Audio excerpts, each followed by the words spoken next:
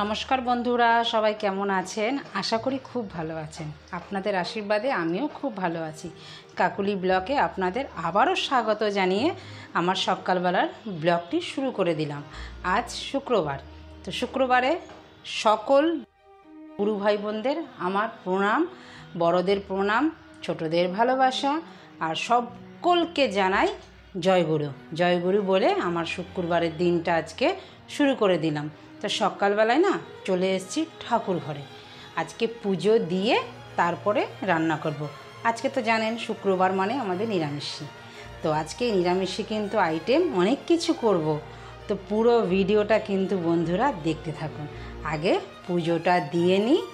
পুজো আমার মোটামুটি কমপ্লিট হয়ে গেছে। ঠাকুরকে সাজিয়ে সুন্দর করে পুজো দিয়ে এবার চলুন রান্নাঘরে ঢুকে পড়ি।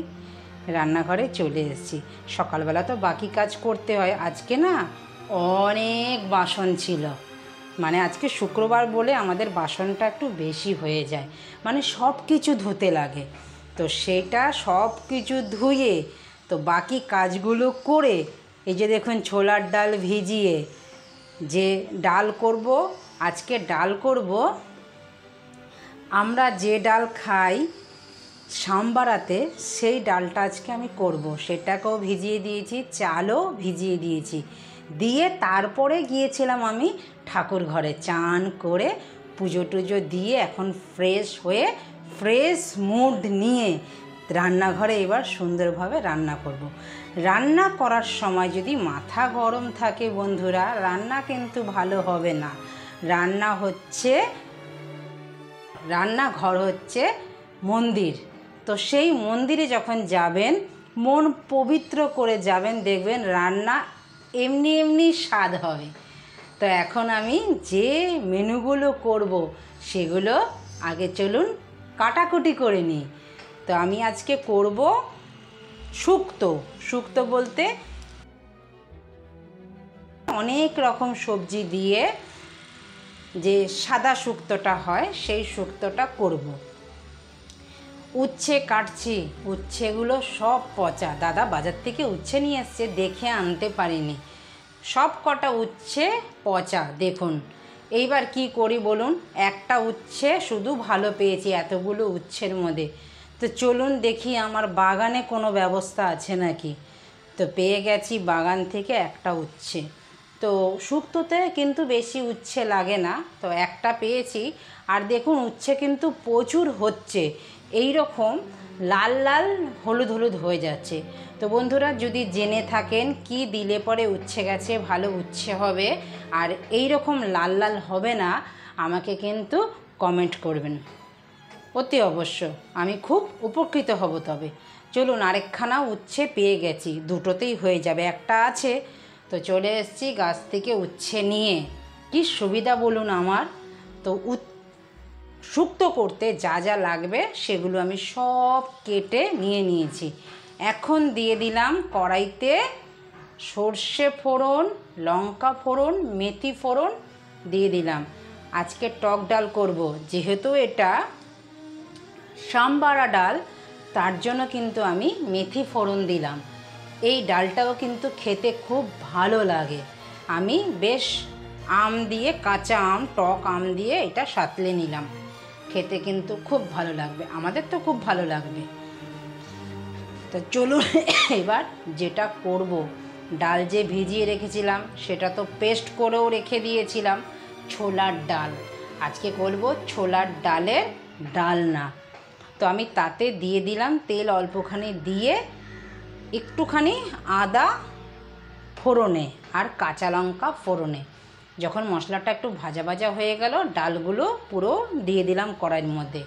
এইরকম পুরো আঠালো টাইপের করে একটা থালার মধ্যে বিছিয়ে দিলাম, একটু হাতে তেল নিয়ে প্রেস করে দিলাম আর চৌকো চৌকো ছোট ছোট করে কেটে নিলাম। এটা কিন্তু বেশ ভালো লাগে। এটা এখন রেস্টে থাকুক, ঠান্ডা হলে তারপরে রান্না করব। তো চলুন, শুক্তোর জোগাড় তো রেডি আছে। তো শুক্তোর জন্য এখন ভেজে নিলাম। শুক্তোর জন্য সব তো ভাজতে হবে সবজিগুলো, এক এক করে সব সবজি ভেজে নিলাম। বড়ি প্রথমত ভেজে নিলাম। এই বড়িটা কিন্তু হাতের বড়ি, আমার মায়ের হাতের বড়ি। তো শুক্তো করতে আমার লাগছে কি বেগুন, আলু, রাঙা আলু, কাঁচকলা, উচ্ছে, আমি একটু ঝিঙেও দিয়েছি, পটলও দিয়েছি, আর বড়ি, সজনে ডাঁটা, এগুলো সব ভালো করে বেশি করে তেল দিয়ে ভেজে নিলাম। ভেজে নেওয়ার পরে এবার কড়াইতে দিয়ে দিলাম তেল, তারপরে দিয়ে দিলাম সর্ষে আর রাঁধুনি ফোড়ন, তেজপাতা, আদা, এইবার দিয়ে আবারও দিলাম এইবার রাঁধুনি বাটা। রাঁধুনি বাটাটা যখন একটু কষানো হয়ে গেল, দিয়ে দিলাম একটু স্বাদ অনুযায়ী চিনি। এবার দিয়ে দিলাম চালমগজ বাটা, পোস্ত বাটা। দেওয়ার পরে এবার সবজিগুলোকে সব ঢেলে দিলাম। এত সুন্দর একটা গন্ধ বেরিয়েছে না, ওহ কি বলবো, পুরো ঘরটা শুক্তো একটা ময়ময় হয়ে গেছে। অনুষ্ঠান বাড়িতে ঢুকলেই দেখবেন এরকম একটা শুক্তোর গন্ধ ওঠে, যে রান্নার গন্ধ। আজ কিন্তু আমার রান্নাঘরে সেই রকম একটা রান্নার গন্ধ, মনে হচ্ছে একটা ভোগ তৈরি হচ্ছে কোনো যে মন্দিরে, তো সেই রকমভাবে একটা গন্ধ ছাড়ছে, কী যে ভালো লাগছে। তো আমার কিন্তু শুক্তোর যে সবজিগুলো আছে সব ভাজা সবজিগুলো দিয়ে একটু ভালো করে কষিয়ে এবার দিয়ে দিলাম একটু গরম জল। তো এটা তো সেদ্ধ তো অর্ধেক হয়েই গেছে ভাজার সময়, জল দিয়ে আটটু সেদ্ধ করে নিয়ে তারপরে দিয়ে দিলাম বেশ বড় কাপের 1 কাপ দুধ। এইবার দিয়ে 2-4 মিনিট ফুটিয়ে একটু ঘি দিয়ে এবার নামিয়ে নেব। গাওয়া ঘি দিয়ে দিলাম, নামিয়ে নেব। এই শুক্তোটা কিন্তু মাঝে মাঝে খেতে খুব ভালো লাগে। আমরা বাঙালরা অন্য শুক্তো খাই, সেটা তো আমি আপনাদের সাথে বহুবার দেখিয়েছি, শেয়ার করেছি। এইবার চলুন যে ধোকার যে ডালনাটা করব সেটাকে এবার, ওটা ঠান্ডা হয়ে গেছে, এবার ভেজে নিয়ে এটাকে ভেজে নেওয়া আমার কমপ্লিট হয়ে গেল। এইবার দিয়ে দিলাম, এটাও কিন্তু এক অসাধারণ রান্না। এইবার দিয়ে দিলাম তেজপাতা, শুকনো লঙ্কা, কিছুটা গরম মশলা গোটা দিয়ে দিলাম। এবার আলুগুলো দিয়ে দিলাম, একটা শুকনো লঙ্কাও দিয়েছিলাম। এবার আলুগুলো দিয়ে আলুগুলো কিছুক্ষণ লাল করে ভেজে নেব। ভেজে নিয়ে দেখুন একটু সাইড করে সরিয়ে দিলাম। তারপরে দিয়ে দিলাম একটু হিং দেওয়ার পরে সঙ্গে সঙ্গে যে মশলাটা আমি ডেলি যে মশলাটা ইউজ করি, আদা, জিরে, লঙ্কা, হলুদ, নুন সব একসাথে দিয়ে মশলাটা আলুটা ভালো করে কষালাম। এইবার দেব টমেটো পেস্ট, বেশ অনেকটা, কেন এটা একটু গ্রেভি টাইপের হবে তার জন্য। এইবার দিয়ে দিলাম নামমাত্র একটু চিনি, তরকারিটা ব্যালেন্স আনার জন্য। এইবার ভালো করে কষাবো, বেশ সুন্দর করে কষাতে কষাতে এবার দেখুন আমার কিন্তু তেল মশলা থেকে আলাদা হয়ে গেছে। তাতে যে এবার জানতে হবে মশলাটা রেডি হয়ে গেছে। এইবার আমি দিয়ে দিলাম গরম জল। গরম জল দিয়ে একটু ঢেকে দিলাম। ফুট ধরার সঙ্গে সঙ্গে আমি যে ধোকাগুলো ভেজে রেখেছি সেই ধোকাগুলো দিয়ে দিলাম। বন্ধুরা, এ ধোকা কিন্তু সেই ধোকা না, এটা কিন্তু ছোলার ডালের ধোকা। এইবার দিয়ে দিলাম কসুরি মেথি অল্প সামান্য। এইবার একটু ঘি দিয়ে নামিয়ে নেব। আমার হয়ে গেল ধোকার ডালনা।